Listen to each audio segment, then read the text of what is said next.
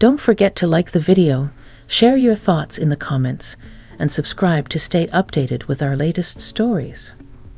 The rain was really coming down that evening, drumming a relentless rhythm against the living room window. It had been that kind of gray, drizzly day that seeps into your bones and makes you want to curl up with a blanket and a good book. I'd just finished tidying up after dinner, the dishwasher humming its quiet tune in the kitchen, when the doorbell rang. It startled me a little. I wasn't expecting anyone, especially not in this weather. Peeking through the peephole, I saw Mark standing on the porch, shoulders hunched against the downpour, looking thoroughly soaked and a bit lost. Mark, my brother-in-law. My late husband Tom's younger brother. Mark? What on earth? I swung the door open, ushering him inside. You're drenched. Come in, come in. He offered a sheepish, dripping smile. Hey, Sarah. Sorry to just show up like this. My car decided tonight was the perfect night to stall about 2 blocks down the road. My phone's dead, of course. I was hoping maybe I could use your phone to call a tow truck. Of course you can, I said, grabbing a thick towel from the linen closet. Here, dry off a bit. You look frozen. I led him into the kitchen, the warmest room in the house thanks to the lingering heat from the oven. The smell of roasted chicken still hung faintly in the air. He gratefully took the towel, ruffling his dark, rain-plastered hair. Water pooled around his worn leather boots on the linoleum floor. Thanks, Sarah. You're a lifesaver. He looked around the kitchen, his eyes lingering for a moment on the framed photo of Tom and me on the small shelf above the counter. It had been nearly 2 years since Tom passed, but his absence still felt like a physical presence sometimes, a silence in rooms that used to echo with his laughter. Mark and Tom had been close, despite their different paths in life. Tom, the steady engineer; Mark, the restless musician who never quite settled down. Have you eaten? I asked, suddenly realizing he must be hungry if he was out driving around at this hour. It was already past 8. He hesitated. No, not really. I was heading home, planning to grab something quick. Nonsense, I said, pulling open the refrigerator. I've got leftover roast chicken, potatoes, some green beans. It'll only take a minute to heat up. You call your tow truck, and I'll fix you a plate. No arguments. He gave another small smile, this one reaching his eyes this time. They were tired eyes, I noticed, lined at the corners more than I remembered. Okay, Sarah. If you insist. That sounds amazing, actually. While he made the call, the tow company promising someone within the hour, weather permitting, I warmed up the food. The simple domestic task felt grounding. Mark hung up the landline phone, the old beige one we kept plugged in for emergencies just like this, and leaned against the counter watching me. There was an unusual quietness about him tonight.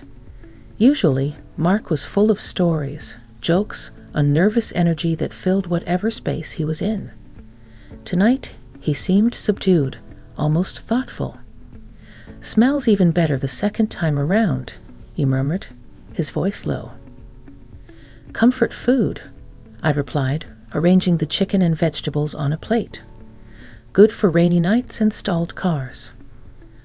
I set the plate on the small kitchen table, the one where Tom and I used to have breakfast. Sit down, eat.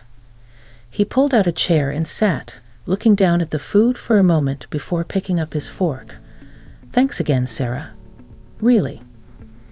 I poured 2 glasses of red wine, placing one in front of him and taking the other for myself, leaning against the counter opposite him. The rain continued its steady beat against the window panes. The atmosphere in the kitchen felt strangely intimate, cocooned from the storm outside. We were just 2 people, connected by the man we both missed, sharing an unexpected meal on a miserable night. I watched him eat, the silence stretching between us, but it wasn't uncomfortable.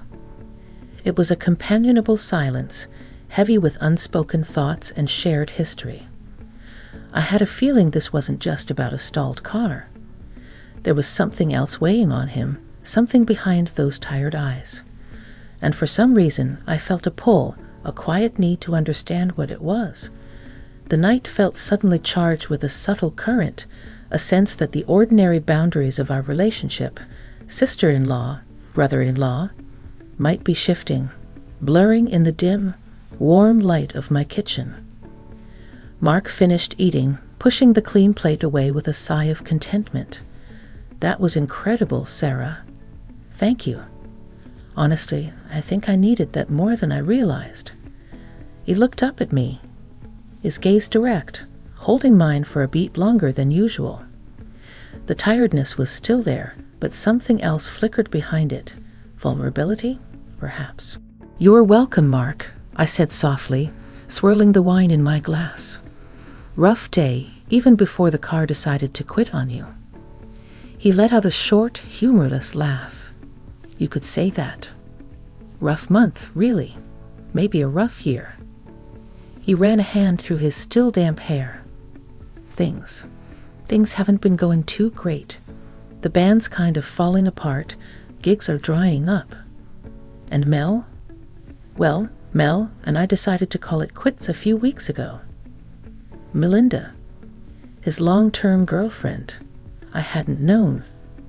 Mark wasn't always the best communicator, often letting Tom be the bridge between him and the rest of the family. Since Tom's passing, Mark had drifted even further, his visits becoming less frequent. "Oh, Mark, I'm so sorry," I said, genuinely surprised and saddened. "I had no idea." He shrugged, looking down at his hands clasped on the table. "Yeah, well, wasn't exactly shouting it from the rooftops. It was mutual. Sort of. Just fizzled out, you know? Like a damp firework." He attempted a smile, but it didn't quite land. Seems to be the theme of my life lately. I moved from the counter and sat down in the chair opposite him, mirroring his posture. "It sounds like you're carrying a lot right now." He looked up again, a flicker of surprise in his eyes, as if he hadn't expected me to pry, or perhaps hadn't expected the simple acknowledgement of his burden. "Yeah, I guess I am." He took a slow sip of his wine. "It's funny. When Tom was around, I don't know. Things felt different. Like I had a safety net, someone who just got it. Got me." His voice thickened slightly on his brother's name. A familiar echo resonated in my chest. "I know what you mean," I whispered. Tom had been that person for me too. The anchor, the one who understood without explanation. We sat in silence again, but this time it felt different. Charged. The shared grief, the unspoken understanding of loss, created a new kind of connection between us. It wasn't just Sarah, Tom's wife, and Mark, Tom's brother. It was two people adrift in their own storms, finding a moment of unexpected harbor in a quiet kitchen on a rainy night. "You know," Mark said, his voice barely above a murmur, "Tom always said you were the strongest person he knew. He admired you so much, Sarah." Tears pricked my eyes unexpectedly. Tom rarely spoke about his feelings in such direct terms, at least not to me. Hearing it from Mark felt like a posthumous gift, a validation I hadn't known I needed. He never told me that. He wasn't always great with saying things directly. Mark chuckled softly, a genuine warmth in the sound this time. But he felt them. Deeply. He worried about you after. You know.